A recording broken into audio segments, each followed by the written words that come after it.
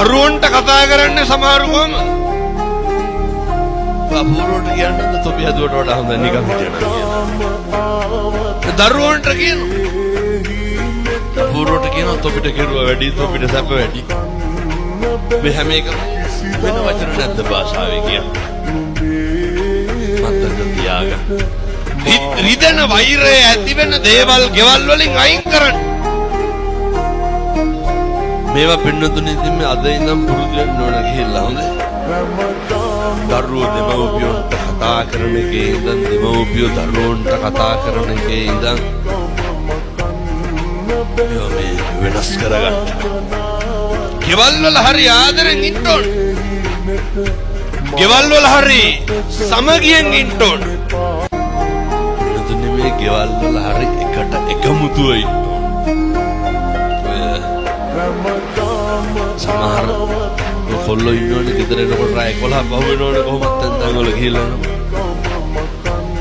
කවදාවත් පොඩි කාලේ තියෙන්නේ තරුණකම බොහොම කෙටි කාලයයි.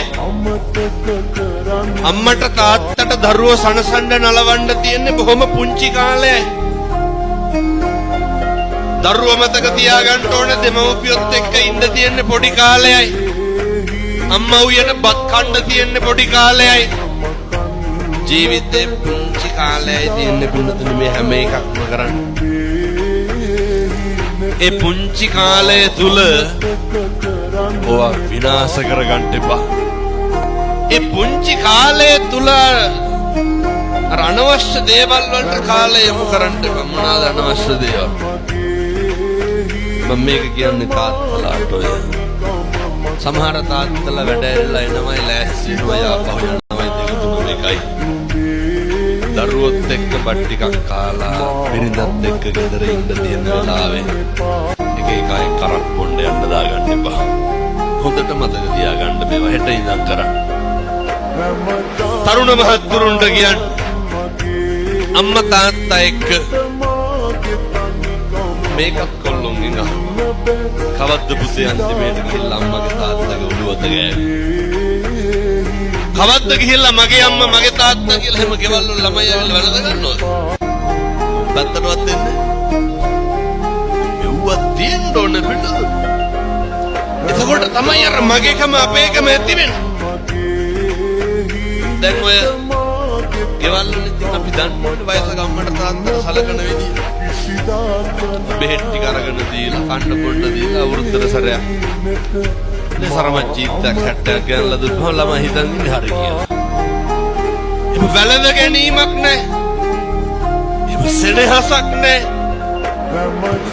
මගේ දුවේ මගේ පුතේ කියලා කතා කරන්න ඕනේ. අම්මගේ තාත්තගේ කැවුතුත් එක්ක උණු වෙන්නේ නැද්ද ළමයි ඇවිල්ලා මගේ අම්මේ මගේ තාත්තේ කියලා කතා කරනකොට? මේකනේ ඕනේ. මිනිස්සුන්ට විහිළු දහළු කරන්න ඕන කාත් එක්ක. හිත රිදෙනෙව්වා විතරනේ ගෙවල් වල වෙන්නේ. හිත පිදෙනෙව්වා විතරයි ගෙවල් වල වෙන්නේ. ප්‍රශ්න විතරයි ගෙවල් වල කතා කරන්නේ. ගැටලු විතරයි ගෙවල් වල කතා කරන්නේ. එහෙම බෑ. මතක තියාගන්න. මිනිස්සු ඉදිරිපත් වෙන්නේ අපේ වැරදි කතා කරන්නද හොඳ කතා කරන්නද? වැරදි කතා කරන්න විතරයි. මේ බණේ මොක නැහුවත් කමක් නැහැ. මේ කියන වචන 4-5 ඒක හෙට ඉඳන් කරන්න ඕනේ. නැත්තම් මං ආපු එකේ තේරුමකුත් නැහැ. ඔය ඉඳගෙන හිටගෙන ඉන්න එකේ වැඩකුත් නැහැ. අපිට මිනිස්සු ඕන වෙන්නේ අපිට හරි කියපුවාමද වැරදුනහමද? මේක මේ ලොකු එවුන් පොඩි එවුන් චූටි එවුන් අපේ අම්මලා තාත්තලා සේරම මතක තියාගන්න. මිනිස්සෙකුට පිළිසරණක් වෙන්න ඕන. ඇත්තන්ට වැරදුනහමනේ. අපිව මරාගෙන කණ්ඩේන තරමක් ඉන්නේ අපිට මොකක් වුණාම. හරි කියපුවාමද වැරදුනහම. අපිට වැරදුනහම අපි වැරදුනහම අපි පීඩා වෙන්නේ. වැරදුනහම අපි අවුලෙන්නේ ගැටලු වෙන්නේ. ඒ වෙලාවට අපිට ඕනේ සනසෙන්නද වෙනසෙන්නද?